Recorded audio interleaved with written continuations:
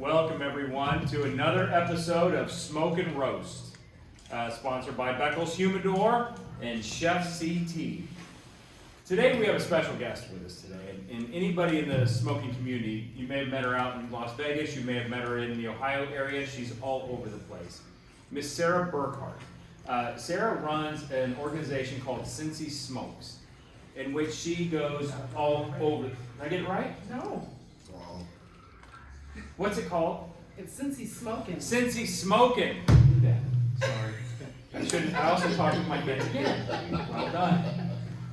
Cincy Smokin. And it's not because you're smoking hot, it's because you like cigars. Correct. Correct. Still think she's smoking hot. We're married. True. And I know your wife. True. I'm just saying. Anyway, so today we're actually going to be reviewing a wonderful cigar.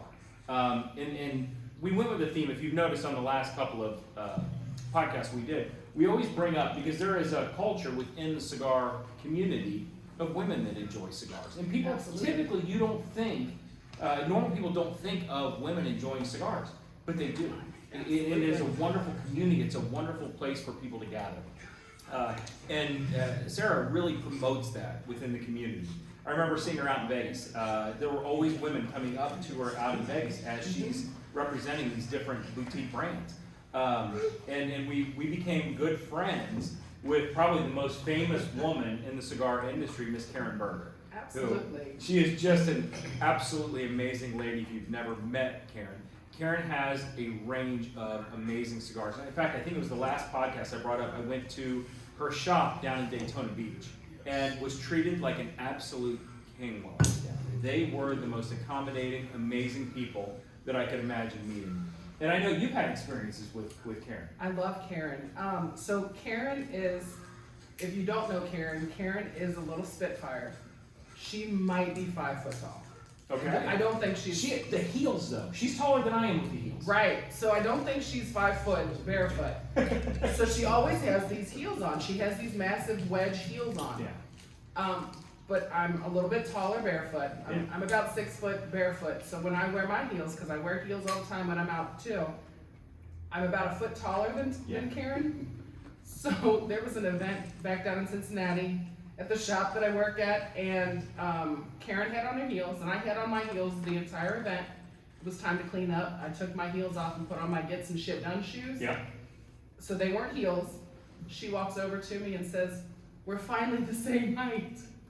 It was adorable because she was finally my height because she has these big 6-inch heels on. Absolutely. Yeah, she's adorable. She is. And one thing about Karen, whenever she visits your shop or is in public, she makes time to talk to everybody. She always makes you feel like you're the center of attention, that everything is about you. She's one of those truly kind, genuine people who is, I'm going to say it, she's a badass. Oh, absolutely. I mean, within the community, she is a cigar badass, and we love Miss Karen. So today, we're going to be reviewing her 25th anniversary Maduro, part of the Karen Burger collection. You'll see we've got have a box of them here.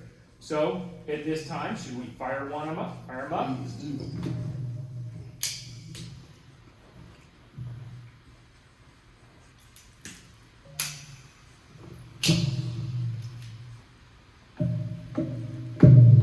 Sorry, I'm a slow warmer and toaster.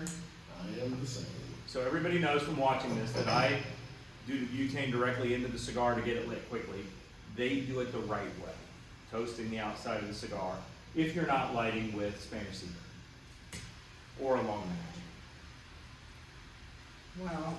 So this was a conversation actually that my girlfriends and I had on our Sisterhood Through the Leaf podcast. Okay. We talked about the ritual of lighting. And, you know, we likened it to some foreplay. Nice. Everything's better with a little foreplay. Do not tell my wife that, please. I just said it. Damn it. She can't watch TV. Can't take it back. Yeah, it's out. It's out. So this podcast, tell me a little bit about it. So, you know, you mentioned that there are a lot of women that smoke.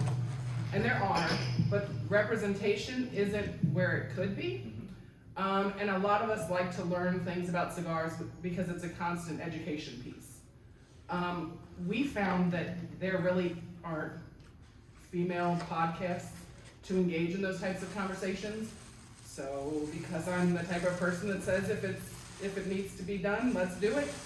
We started a podcast with myself and Summer Williams and Jill Gorley from Cincinnati, and we're on YouTube, and it's been a blast. No, both of those ladies, they're very strong. Yes. Ladies. So, in knowing you, you're a very strong, independent woman.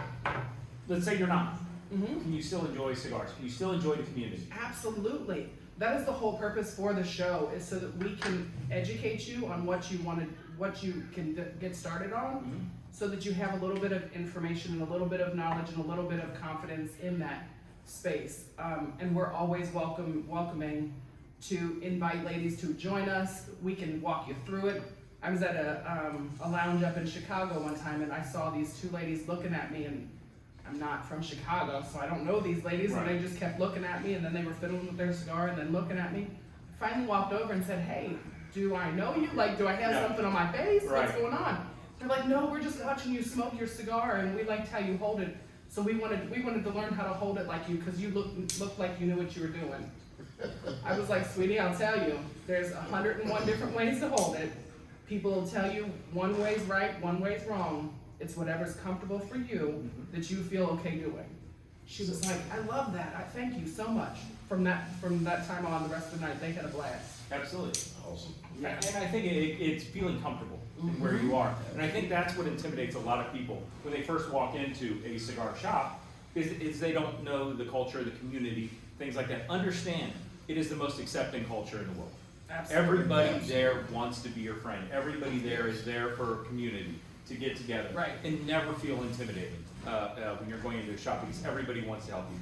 I have people that, I was smoking for years when another shop owner in Cincinnati, Ohio, John Bell, would teach me how to properly put out a cigar. I didn't understand that you don't stamp them out, Right. that you just leave them sit in there. Let it die with There's- dignity. Yeah, there's so many different things that you learn and never feel bad, because we all are there, and I've been doing it for years. So anytime that you do that, understand that the people are there to help you. So when I first took the first puff, the first couple puffs, it is labeled as a mid to a full body cigar. I haven't gotten that yet. Right. I'm not to that point. Right now, it still feels like just a good quality smoke.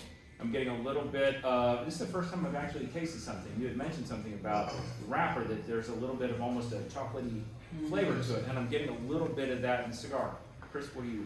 Well, this particular cigar has a Connecticut broadleaf wrapper, the Mexican San Andreas binder. So that chocolate note you're getting is really coming from that Mexican San Andreas wrapper. That particular leaf with the proper age statement gives off a lot of chocolate notes, a lot of hazelnut. Light earthiness, but most of the earthiness I'm getting is coming from the Connecticut broadleaf.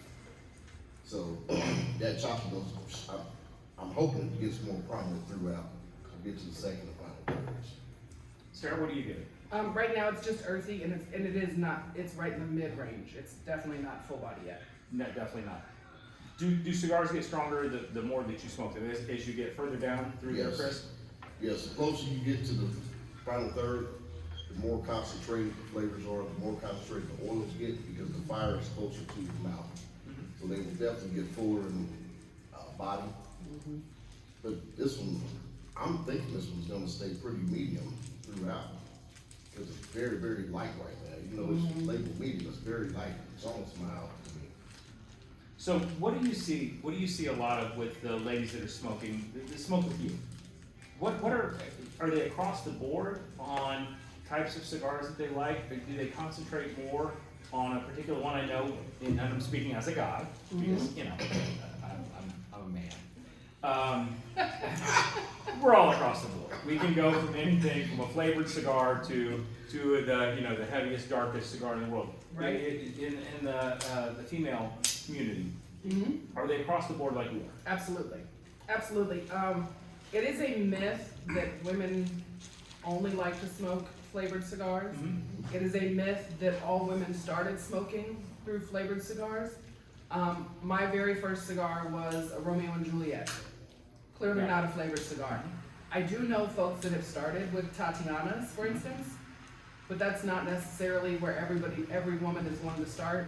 We actually encourage ladies not to start there, because to feel the whole experience of a cigar, it's different with the sweet. You can dabble in the sweet maybe for a dessert cigar, but we encourage folks to start with a nice mild cigar. Yeah, that's, again, I think it's great that everybody gets a chance to do that and try with what's gonna get you to enjoy it the most. Now, there's also this, I was always told that in the cigar shops, in the lounge, especially when it's like an old house, that women tend to just go into the kitchen and smoke. Is that the case? Can you smoke outside the kitchen, or? Wow. If you find me in a lounge, I'm likely in the corner by myself. Just check. By myself. Yeah. With the don't fuck with me face. It's a legitimate question. Yeah. I know when I play pickleball, women are never allowed in the kitchen, and they don't play pickleball because of that. I hear. Okay. I know nothing about pickleball. Well, we're here about cigars anyway.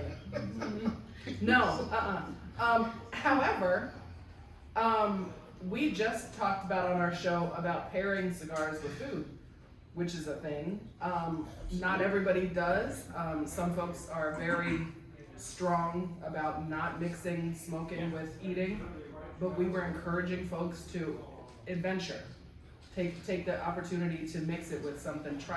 Start easy.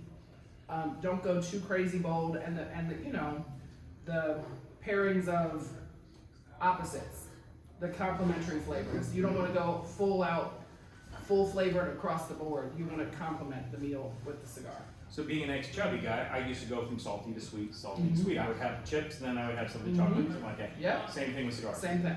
And you are a trained chef. I mean, you are able to do that. So on a chocolatier cigar, what would be something that you would pair with something like that? I'm steak and potatoes guy, so a good ribeye to me is gonna compliment any cigar across the board. I'm looking at you, I was thinking vegetarian. Yeah, but I get that. Vegan even. Vegan, I was thinking, yeah. Yeah. Might be a little tough. Vegetarian, I can go with it, yeah. Steak and potatoes, a ribeye is gonna go with any cigar across the board. Definitely a more full body, robust. Full body, yeah, robust, heavy, massive beefy flavor. Right. It's gonna go across the board, man, with any cigar. Yeah, my go-to to go with a full body is gonna be a big, guilty, gluttonous, greasy burger. Really? Yeah. Beef. Yeah, absolutely. See, there is something I would never have thought of, because I don't think of eating and smoking at the same time. Well, I know drinking pair with drinks, things like this. I do. What would be a good pairing for this? Actually, I've got Old Forester 1897 bottle in mine. A wrapper this size with that Mexican San Andreas wrapper. Sarah and I were talking earlier. Mexican San Andreas, or binder, I'm sorry. That leaf pretty much pairs with anything on the sweeter side. Nice sweet bourbon, or even a rum finished scotch, a good rum. It's going to pair very well. So this is going to go very well with the 1897. That's great. No, I understand you have some big events coming up. I mean, I like to stay busy. The reason I, ventured out, I've been smoking for probably 7 years now. But I just ventured into the public space to create a sense of community. Like you mentioned earlier, there is such a strong community, but I wanted to specifically create a welcoming space for women in that community. Yeah. So I've spent the past couple of years doing some events, but this year's full of events, starting with a fundraising men's fashion show event down at Oscar Station, March 28th. We're going to be raising funds for Fly for the Low, which is an organization that helps equip young men with the confidence and attire for, say, first job interview or a college interview as well. That's awesome. It is, because those first interviews, those first jobs are terrifying. You don't know what you're doing when you're going into those. Right. And having somebody that can coach you through that, to make sure that you are dressed properly, Right. to put your best self forward, is an outstanding thing. And we don't see a lot of that. Well, the gentleman that started the organization is Christian Bradley, and he actually works in HR, so he sees it across the board, and he saw the need for it. So he said, you know, again, I'm gonna step up to the plate and take care of that. Absolutely. And if I can give a piece of advice to anybody seeking their first job out of college, change your email address. I was in HR forever, and I don't want to see beer tits 27. Right? You know, at hotmail.com. Change it. I'll tell you, I got to tell the story now. So I'm looking over a resume, and this lady had an incredible resume, but I couldn't get any of my sales managers to look at it because her name was spelled L-A line A. And nobody wanted to call that resume because they couldn't figure out how to pronounce the name L-A line A. Can anybody guess what her name was? Lena? Ladasha. No, it was not. It was Ladasha. Turned out to be one of the best employees that we hired. She was amazing. And you could see it on paper. But the name was intimidating to people who were looking to call it. Wow. So, never judge a book by its cover. Absolutely not. Absolutely love it. So what else you got coming up? So that's March. Then June, I have a community old school cookout. We're gonna do a nice barbecue down at Sharon Woods down in Cincinnati.